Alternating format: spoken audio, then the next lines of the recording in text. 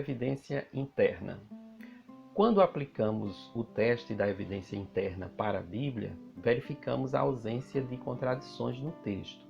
O que temos, na verdade, são dificuldades, aquilo que chamamos na teologia de dificuldades bíblicas. As aparentes contradições encontradas no Antigo e Novo Testamento devem ser lidadas de antemão pensando em um ponto importante que é resumido assim: se Deus não pode errar e a Bíblia é a palavra de Deus, então a Bíblia está isenta de erros. Portanto, a Bíblia é isenta de erros porque ela é a palavra de Deus. Diante disso, como lidamos com as dificuldades bíblicas?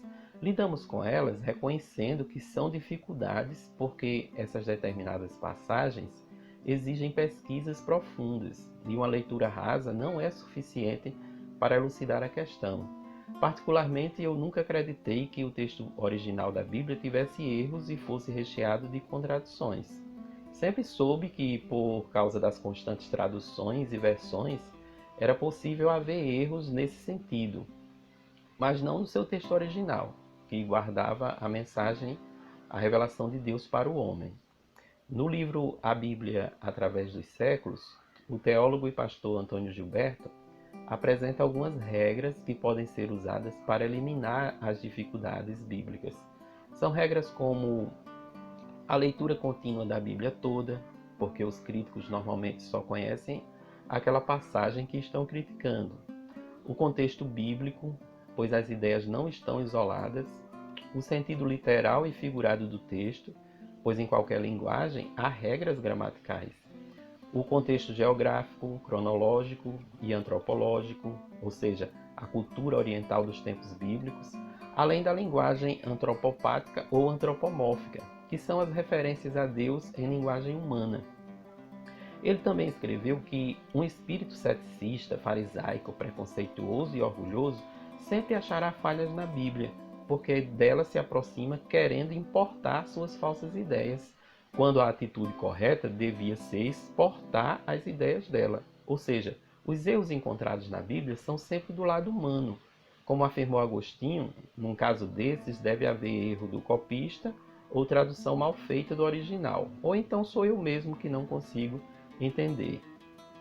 Geisler e Howe colocam assim: a Bíblia é isenta de erros, mas os que a criticam não são. Todas as alegações feitas nesse sentido baseiam-se em erros cometidos pelos próprios críticos. As várias categorias de erros cometidos pelos críticos incluem a falha na compreensão do contexto da passagem, o uso de versículos isolados, fora do seu contexto, a não compreensão de estilos literários diversos, a não compreensão de que a Bíblia tem uma linguagem comum e não técnica, a falsa ideia de que, enquanto não se encontrar explicação razoável para a passagem em questão, a Bíblia está errada, achar que todo o registro bíblico é aprovado por Deus, incluindo a mentira e os atos pecaminosos, e a não compreensão de que somente o texto original é isento de erros, não as cópias. Como há várias dificuldades bíblicas, eu vou trazer aqui apenas 5 exemplos. Primeiro exemplo. O capítulo 1 de Gênesis diz que a luz foi criada no primeiro dia, mas o sol somente no quarto dia. Então, como poderia haver luz antes do sol ser criado? Aqui a resposta segue 2 observações. Uma que se refere ao fato do sol não ser a única fonte de luz do universo, e outra que é possível o sol ter sido criado no primeiro dia, mas ter se tornado visível somente no quarto dia, assim como a lua. Isso pode ser depreendido do versículo 16 desse primeiro capítulo. Segundo exemplo, no livro de Josué há uma narrativa da vitória de Israel sobre os amorreus, em que se informa que o sol parou. No capítulo 10, versículo 13, a expressão diz: "E o sol se deteve e a lua parou até que o povo se vingou dos seus inimigos." Na verdade, conforme os estudos geográficos dos movimentos de rotação e translação da Terra, nós sabemos que não foi o Sol quem parou, foi o movimento de rotação da Terra que pode ter ficado mais lento ou ter parado totalmente, como diz a continuidade do versículo.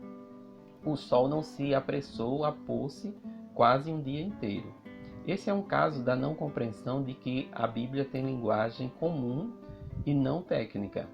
Ela não é um livro científico, nem histórico, nem filosófico, mas contém elementos textuais dessas áreas de estudo.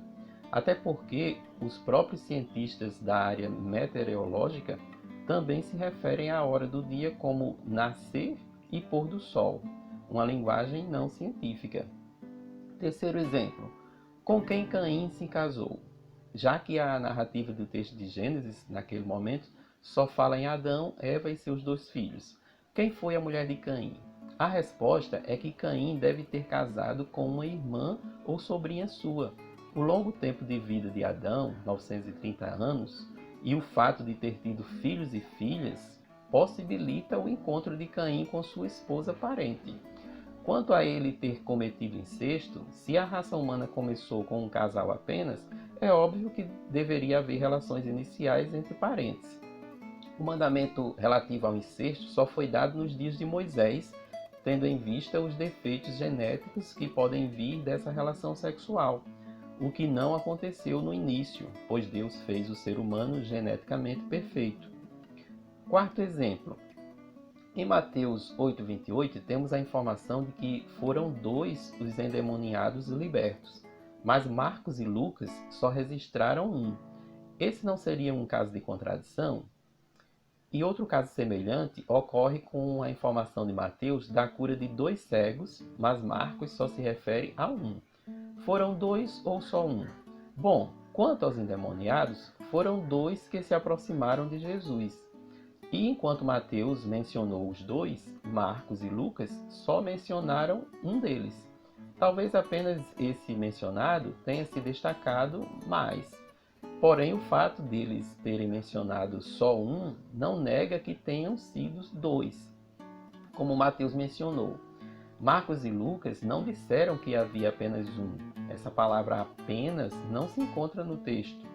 E a lei matemática fundamental diz que onde há 2, há 1. O mesmo se dá quanto aos cegos curados. Marcos não diz que foi apenas um cego curado.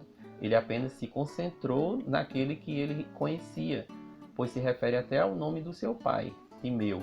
Quinto exemplo. Em Romanos, Paulo afirma que somos justificados pela fé. E aos Efésios ele diz que a salvação não vem de obras para que ninguém se glorie. Mas Tiago parece contradizer Paulo ao declarar que o homem é justificado pelas obras e não somente pela fé, e que a fé sem obras é morta. Ora, esses textos só entrariam em contradição se ambos estivessem falando da mesma coisa, mas não estão. Paulo está falando das obras da lei, ou seja, se gloriar na lei. Nós somos salvos para as obras e não pelas obras. E Tiago está falando do fruto da salvação, do seu resultado que produz obras. Como disse Jesus, por seus frutos os conhecereis. Vemos então que um estudo mais aprofundado elimina as dificuldades bíblicas e a Bíblia passa no teste da evidência interna.